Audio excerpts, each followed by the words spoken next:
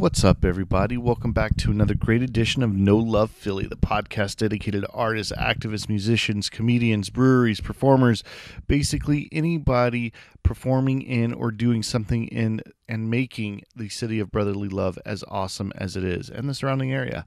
I want to start off right away by giving a big thank you to everyone who has been listening, sharing, downloading, letting us interview them. Huge shout outs to people like Brian Walker, Chris, Dan, and Noli of Trash Boy and Slime Time Live. A huge shout out to Matty from Tralfamador. I cannot tell you how awesome it is that you all have let me into your world and allowed me to interview you. I can't thank you all enough for listening. I can't wait to do more of these. I'm just super humbled and excited by the whole thing. This month, the month of May, it was more downloads than I've had any other month.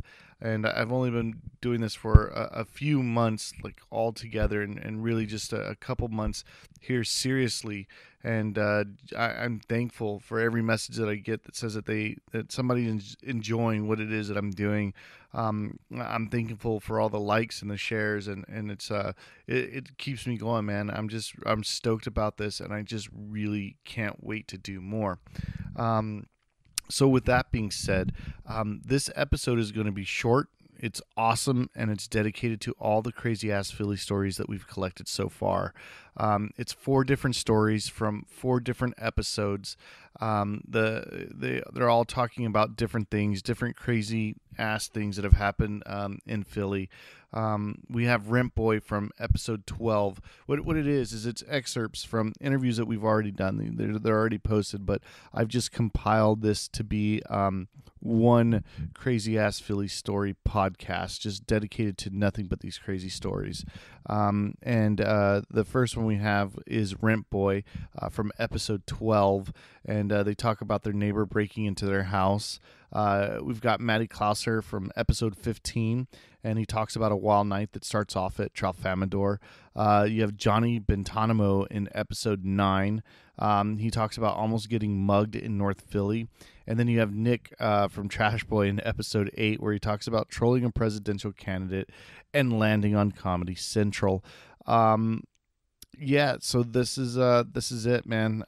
Again, I'm very super thankful, very humbled by it. Like I say, the most downloads that we've had, man. They just keep coming in, and the messages coming in saying, hey, that that you guys are really digging this podcast, and that's kind of that keeps me going. Make sure to continue liking us on Facebook. Check us out on Instagram. Check us out on YouTube. Keep posted for videos. I try to get these things I put together and sent out. They take a lot of time.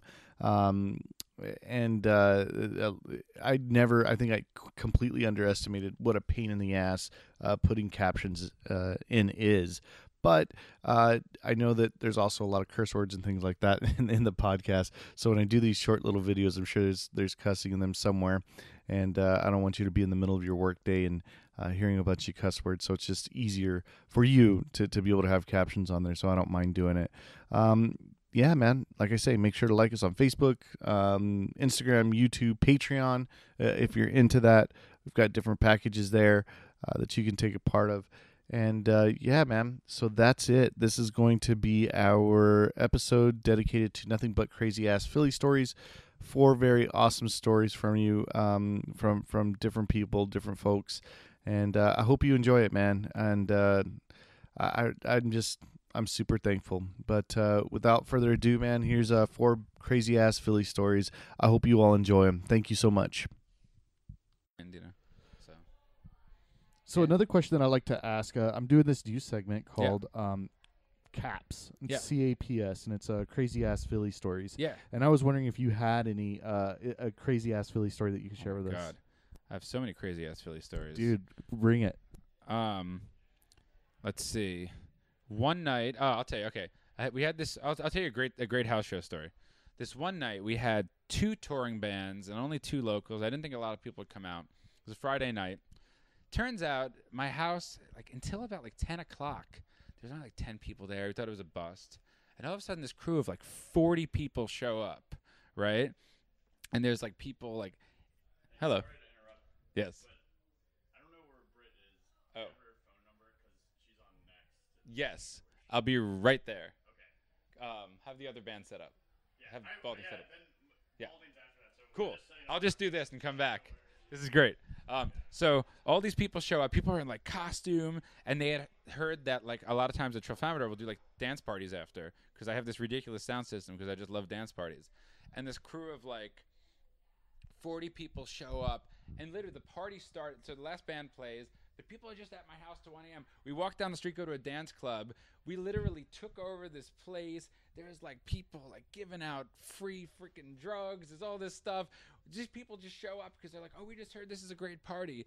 And we have all these friends from out of town. They say it's the best night of their life. We end up staying up till 6 a.m. at a park with like an after party. We got like all these people from like strangers, but they just like had heard this was cool parties. And like that's what can happen when you throw a cool house show. You can have like a band from like Seattle, a band from New York, all these strangers, all this stuff, everyone getting together, dancing, and everyone falling asleep on your living room floor at the end of the night, and just like being the ultimate party. And it's like not shitty crazy, it's the perfect crazy. It's just community. And like I have a lot of crazy stories that are nuts, but the craziest is just when everyone kind of showed up, rolled out at like 10 o'clock, and made sure we partied till 5 a.m. and gave people a lot of free drugs and had a lot of good time. All right, man. I know that you're super busy. I got to go downstairs, yeah. Hey, people want to follow you, find you. How do they do that? So on Facebook, Paper Scissors Media. On Facebook, Tralfamadore. On Twitter, Paper Scissors Media. Instagram, Paper Scissors Media. Bands, Blushed Band is our handle on pretty much all social media. For Secret Nudist Friends, it's either Secret Nudist Friends or SNF Philly. Check out our music for my bands because we're also trying to make a lot of music. And yeah, just come to shows. Go on the Tralfamadore page. We post things. You know, we ask you don't share the addresses of any of these DIY venues with anyone you don't feel comfortable with, and keep it to be a safe, respectful space. That being said, bring your friends, have a great time, and have great parties, and treat each other well, and help each other make music, but also help each other, you know, make friends, have a good time. Awesome, Matty. Thank you so much for your time, Thank buddy. you. Thank you. Have a great one. Thank you. Awesome. We got to wait for this. Hold on. Give me just a second. Yeah. But so this actually, do you mind telling the story? No, not All at right, all. hold on. We're not in the wrong here. We Okay, weren't no we problem. weren't Give me just a second. really breaking the law. Just give me a second here. So what I'm doing right now is I'm kind of jumping in. I'm grabbing my camera. And the reason that I'm doing that is because I'm starting this new thing. It's it could either take place on the podcast, on video. I'm hoping to turn it into hopefully a live show where people come in and hear and participate in. But it's called CAPS, C-A-P-S. And what it stands for is Crazy Ass Philly Stories. And as soon as you said that, I was like, this oh, qualifies. shit. This qualifies. Exactly right. Hold on. So I'm going to move right here. I've just shot too many scenes right there. So I'm trying to keep it balanced. Give me just a second here. I think that's going to be perfect. All right. So what we're going to hear now is your crazy ass Philly story. All right, so everybody in Philly knows that there's a lot of row houses. We live in a row house. Obviously, everybody lives in a row house. Our neighbors on one side are very, very chill. They also play music. They don't play as loud as we do, but they do play. And our neighbors on the other side, it's one old guy who's deaf, which is really convenient. But then the other guy, his nephew, is not deaf. And we made a deal with them, like, you know, we're not going to play late, whatever. One night, we got a little bit drunk, and we started playing at like 11 o'clock at night. And we were jamming, and at a certain point, we just like heard some commotion upstairs, and we were like, all right, what's going on? So we went up there, and there was no one up there, but our front door was just totally ajar. Our screen door was off of its hinges. It was literally, it had been kicked in. And we were just like, all right, what the hell happened? So we just like closed the door and like, you know, dispersed, right? We didn't play anymore. The next day, I think you were actually on the porch. Yeah. You should tell this part. Yeah, this guy, our neighbor walked. I was just kind of sitting on the porch reading, and our neighbor was walking into his house next door, and I forget what he said, but he was like, "Had it up to here, boys. Had it up to here." And he's like walking by, and I don't know. He he kept saying something, but I walked up to him and asked him what was wrong, and I think he was expecting me to be a little bit more confrontational than I was, but he started like going off on this whole rant about how he was young once, and he never would have done that, even though he was crazy when he was our age, and I don't know. I just started apologizing, and I don't think he expected that. So basically, the long and short of it, what had happened was he had broken into our house to tell us to shut up. He made it as far as our living room, realized what he had done, and then ran away. And that was it. That was the end. Did he fess up to that? He didn't directly, but as soon as we apologized, he was like, no, I'm sorry. Like, it won't happen again. Like, all this stuff. And, like, a couple months later, we got an email from our landlord, like, one more noise complaint, and you're going to get evicted. And we didn't even see any of the other ones. So I'm just kind of assuming that what happened was our neighbor had contacted our management company and let them know what happened. The door is still broken. Yeah, the door is still busted. And you know what's fucked up? He's a construction worker, and we could have asked him to fix it, but we're too passive. We can't. I don't want to deal with that kind of confrontation. That dude is scary. Wow, man, that's crazy, dude. Yeah. So like, that's just so random. So he realized what he did. I would think that you guys would be able to have him by the balls right now and be like, no, you broke into our house. That's breaking and entering. I think that's a felony. Yeah, and, we'll play whatever we want whenever we want. We were kind of drunk and high at the time, so it's a little bit muddled as to what we should do. We were just like, what happened, and like we didn't really piece it together until like a couple days later when we were just sort of like, he apologized and the door was open and he lives next to us and he hears us rehearse all day, every day. Okay, he probably just broke into the house. So how old is this dude? Or? He's like in his 50s. All right, yeah, so he's like a graying old man. So throwing house shows is not what's going to happen No, at your spot, right? Definitely not. I'm starting this new thing where it's called CAPS, CAPS. It's an acronym for Crazy Ass Philly Stories. Okay. Do you have any crazy ass Philly stories? Nothing too crazy right. yet, but I did almost get mugged. Okay. I was coming home from one of those Thunder Snow Cone shows, and I took the bus, and the bus drops me off at the corner of Diamond and Broad, and I'm walking there, and I stop, and I get some Chinese food, and I come out, and I have like some light clown makeup on, like I do today. And I come walking out, and I got my food, and it's like 2-3 o'clock in the morning, and there's this wild-eyed guy, and he's not like, super like brawny, but he's like real tall, and he looks at me, he's like, give me some money. And I look at him like, I ain't got no money, and he's like, yo, don't play with me, give me your money. And I leaned in real close, and I said, I'm a clown. All I do is play. He starts laughing. I'm laughing. Next thing I know, we're like hugging. He was probably trying to pick my pockets. We're hugging and everything. And, BS with him for a couple more minutes. And he was like, come on, man, give me some money. And I was like, no, really, I don't have any money.